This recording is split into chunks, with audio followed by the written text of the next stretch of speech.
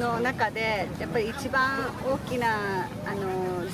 たくさんの人口がいますし、やはりそういったところからアジアでの活動っていうのが広げていくことに重要じゃないかなというふうに思いまして、インドネシアをまず初めにですね活動の場としてさせていただきました。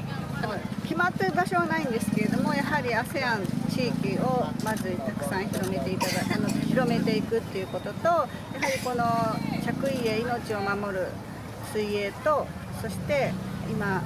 海洋プラスチック問題というものも一緒に活動できたらというふうに思ってます。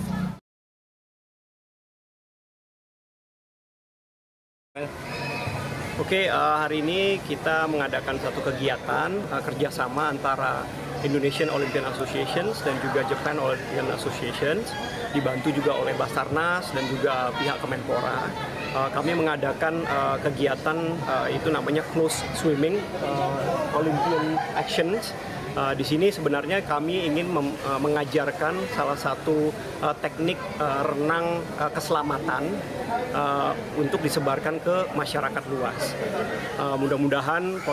kegiatan ini terus bisa kita kembangkan sehingga istilahnya misi daripada para Olimpian ataupun juga kegiatan olahraga ini bisa berdampak luas ke masyarakat.